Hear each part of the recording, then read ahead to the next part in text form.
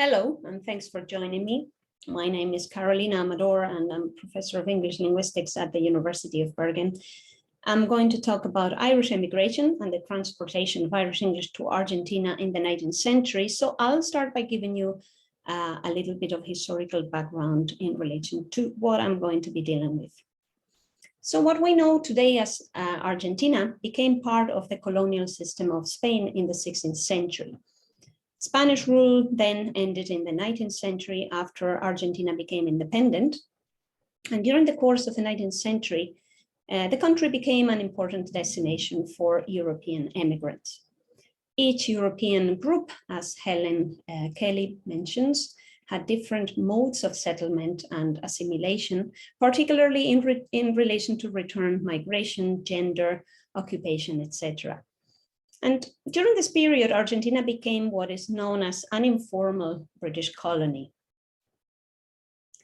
The census returns had this broad category, English, which did not distinguish between Irish, Scottish, and Welsh, for example. The Irish were classified within a collective English identity, which seems to have corresponded in some cases with how they classified themselves. However, in many other cases, this collectiveness gave rise to a cultural awareness that develops into a more hybrid Irish-Argentine identity, as we will see in some of the examples that I'm going to show you. So let's have a look at Irish immigration closer. History books talk about between 40 and 45,000 Irish people immigrating to Argentina during this period. And the fact that work was available in the city and in rural parts of the country, I'm talking about Buenos Aires and the Argentine Pampas, for example, played an important role in the seduction of immigration propaganda that encouraged many Irish to immigrate to Argentina. Many of them became successful landowners and members of the local elite. And in this context, for example, Edmundo Murray argues that as well as in urban situations with English-speaking merchants, dealing with the local people prompted the immigrants coming from a colonized island to regard themselves as colonizers. So without necessarily intending to, many of them ended up becoming part of the Anglosphere of British influence that had an impact on the economic, social, and cultural values of the Argentinian society. The information that we have from the census in relation to where they settled tells us that the most populated Irish areas were the city of Buenos Aires, Santa Fe, Mercedes, Salto, Carmen de Areco, Arrecifes, and San Andrés de Giles.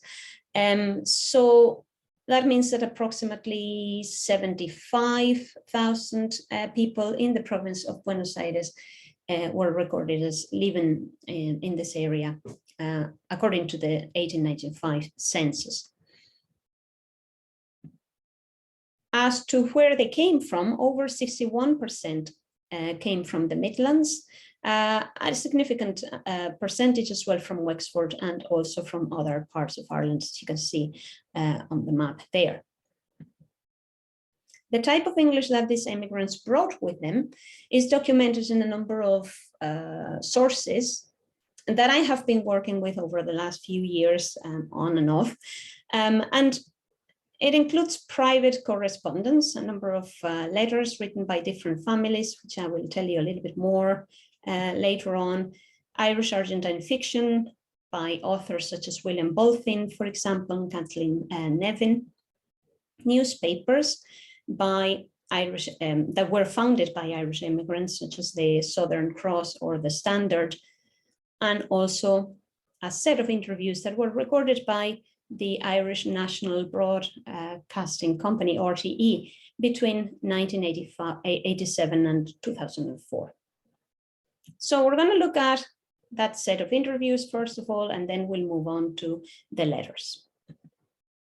So let's have a look at the voices recorded through sound. And because this is part of a summer course, I've tried to make my contribution as didactic as possible. So I'll try to give as much background to the studies as I can. But please feel free to contact me if you want any more information.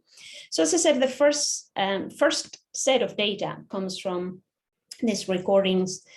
The first program was aired in 1987, and it was recorded in the Buenos Aires city and province. It originally had 92 interviews with 55 informants. 8 of them had to be discarded because they either chose to speak Spanish or they were not direct descendants of the Irish immigrants that I was interested in. So that left me with 47 valid informants. Same process with the second program, which was recorded in 2003 and aired in 2004. 51 interviewees in total. Now, those interviews have a number of salient features. At the phonological level, we find realizations of rhotic R, for example, more, R, Ireland, pronunciations like but or up, wheat, what, fricative T with it or quiet, dental fricatives, dental TH, and palatalizations of K, as in cattle, kyar. You're going to hear some of those in some of the recordings that I'm going to play for you, in one of them. In terms of syntax and grammar, the use of the definite article is quite common. Habitual forms, there does be a mixture. The use of demonstratives, such as in them, times, plural forms, plural concord, and the medial object have, we have it rented. So I'm going to play, first of all, Mrs. Clancy, okay, who was 99 years of age. My father and mother was on Rector, and they worked their way up. My father was worked by the day when he came here for, and my mother worked in Buenos Aires with Dr. Hennessy. And then they got married. Old Father Flannery used to make the matches with the Irish people, with the Irish women and the Irish men. And they went and worked their way up, minding sheep by the month. I went to St. Mary's School for 4 years. And then what right? Then you used to look at.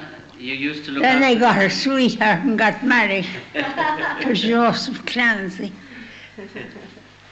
I had 4 children, Paddy, Oran and Johnny. And Paddy Gertie was always putting Irish names on them, Oran. My father worked with old Michael Brennan, minding sheep, all ups and downs. But no way getting to Mass.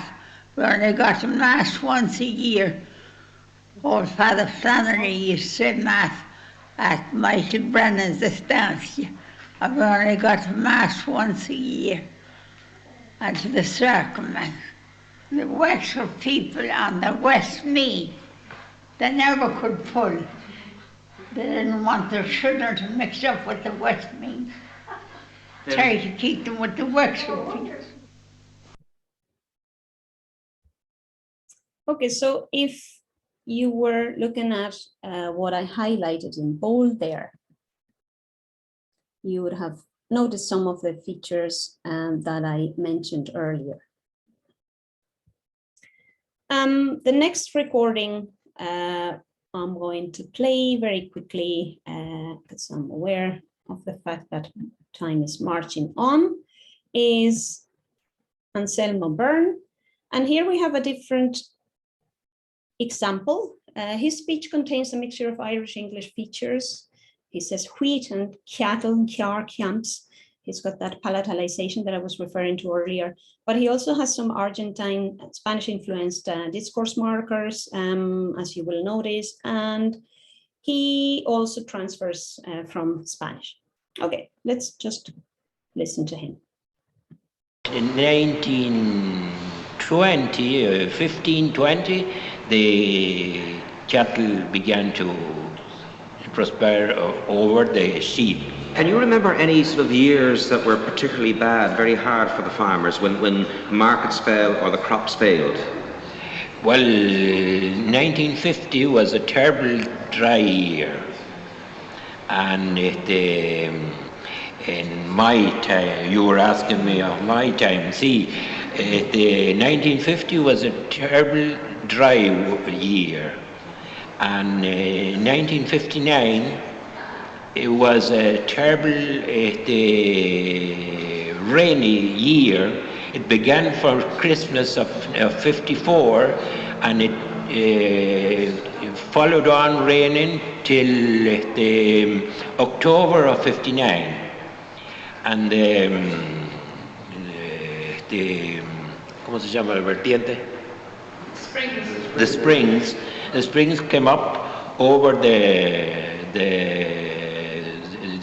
ground. The houses that had clay floors, the water was came up on the floors, and everybody that could had to leave the camps because there was no way of getting out. So, as you could hear there are a number of features that, when we look at the overall picture of what we get from the recordings, are actually reflected here as well. So we've got, when we look at all the recordings, what's most salient is the use of that fricative WH pronunciation, followed by dental DH. There are a number of words that are transferred. Estancia, for example, you heard in the first recording, but there are also other features that I mentioned here. So this is how the different features pan out in terms of salience. And if we move on to how the voices are recorded in writing, how the voices of these immigrants were recorded in writing, and I mentioned private correspondence earlier. The letters that I will be dealing with next come from CorriCor, which is the corpus of Irish English correspondence. What CorriCor contains is mainly personal correspondence. We have approximately 5,000 letters, about 3 million words in letters. The majority of the writers are men, a minority are women. 2% of the letters are co-authored, and 7% are written by unknown authors. And what we were trying to do was to get a minimum of 55,000 words per period, going from the 1760s to the 1940s. This is more or less the amount of material that we have. We have more material belonging to the period when Irish immigration became more intensive after the famines. And the Argentina subcorpus contains about 94,000 words in total. The first set of letters comes from the Murphy family from County Wexford. We have 135 letters in total, which were written between 1844 and 1886.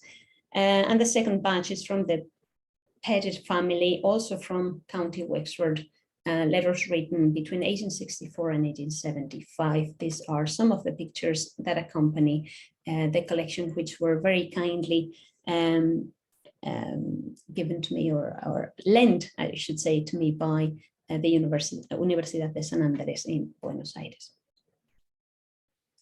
So rather than focus on the dialectal features, I want to show you how their use of deictic forms reflects how they conceptualize the host country, and also how they're viewed the country of origin, in this case, Ireland. So this is John James Murphy writing to his brother Martin in 1864. And I want to draw your attention to how he's using country in collocation with that, okay, to refer to Ireland there, and country in collocation with this to refer to the host country, Argentina. There's also interesting uses of there in combination with home. I'll show you another example. Home I still can call and consider it as it was there, where all the pleasures, it was there all the pleasures of my youth were enjoyed. This is again John James Murphy writing in 1862. And as you can see, this use of there is a lot more melancholic than the first uses of country, this country, that country that we saw in the first example. I'll come back to that. So what I noticed when I was looking at all of these terms was a sharp contrast between the positive meaning of this country, meaning Argentina, and that country, meaning Ireland.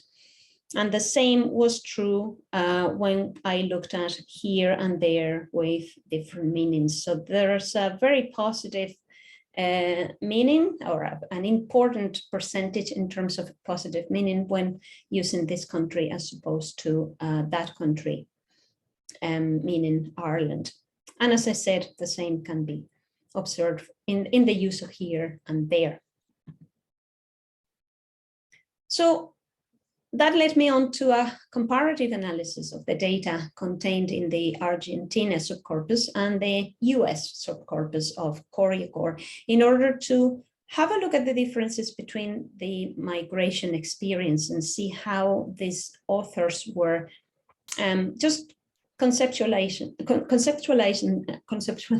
that's a mouthful, and also narrating their own experience, right? So this is John Kerr, okay, so one of the writers from the US subcorpus, who is talking about here, meaning the US, okay? The intemperate habits of the people here form my principal objection to this place. This country consumes a vast quantity of liqueur. There you go. The second example is where I wanted to show you how here collocates with home. Again, this is John Kerr writing in 1844, okay, earlier than in the first example. And he says, allow me to say home for all foreigners here, called the country which they had left their home. So he's talking about home, and he's talking about here, and he's talking about there. So what I wanted to see with this comparative analysis of the two corpora was what was going on. This is based on work that I did with Nancy Avila Ledesma and later on with Karen Corrigan too. So we took the two corpora. The US subcorpus is much bigger than the Argentinian one, but it's interesting in terms of what each one of them contains in relation to the amount of writers, the amount of voices that are represented in each one of them. If we look at the normalized frequencies, when we compare the Argentinian case, right, we have a lot of positive uses of here, and a lot more negative uses of here in the US corpus. So there's a difference between, not a huge one, but there's a difference between how here is used in both corpora that it was significant. This has to do with how with the value that is attached to here, there, this, and that, where we can see psychological closeness sometimes emerging. And this type of emotional attachment to psychological closeness is what is known as empathetic deixis. So the use of empathetic deictic forms has received little attention, and it's an interesting area to explore in relation to how emigration was perceived and how it was mapped. It shows the study and the comparison shows how effective involvement was in the use of through the use of empathetic deictic forms, and it provides interesting insights into how the sense of belonging varies depending on the letter writer. So what we see and are different migration experiences, but of course this is based on very small amounts of data, so we have to approach it with caution.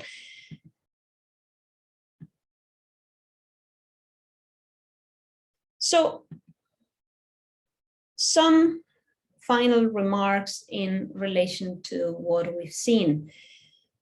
What we noticed in the first set of data from the recordings with the descendants of the Irish immigrants is a developed Irish-Argentine identity that could not have been considered part of that collective Ingles identity that I was referring to at the start. This is an example of a variety that was preserved in a vacuum in an overseas location. And it's interesting in the sense that it gives us an overview of the type of Irish English that was being used at that time. The interviews that we've looked at provide a unique insight into the English spoken in Ireland in the 19th century as well, because we're talking about fourth generation, fifth generation, in some cases, fourth generation Irish immigrants. And it's fascinating to hear how, in the case of Mrs. Clancy, for example, who had never set foot in Ireland, a lot of her features, a lot of the Irish English features are still very much alive in her use of English. The comparison with the written data, the letters that we've looked at, but also the literature that I mentioned that was produced by the Irish Argentines, the language that we find in the newspapers, the Southern Cross and the Standard, throw further light on how the immigrants related to their own migratory experience and how they narrate their experience to others. So all of that is very revealing. It's worth looking at in detail. And this is the type of research that is, of great historical value, and it can be applied to many other contexts as well. So just a few key points that I wanted to highlight here. Since this summer course has to do with has dealt with historical sources, I wanted to also highlight how historical sources are useful for reconstructing the development of different varieties of English. Material like this, the letters and the recordings, are of great historical linguistic value. In the specific context of Irish English, the voices of Irish immigrants and also their descendants can help us trace, as I said, the development of Irish English through time. And this is something that nicely complements the information that we get from the letters, from the private correspondence that I was referring to as well. So they're valuable sources for the study of transatlantic varieties of English, and in the specific case of Irish English, they're also very valuable for the study of contemporary Irish English, because it allows us to see how this particular variety of English developed and evolved over time. So these are some of my references and a little bit of further reading in case you're interested in looking at this deeper. Okay, and here's my email address in case you have any questions or comments. Please do get in touch. Thank you very much for listening. Bye.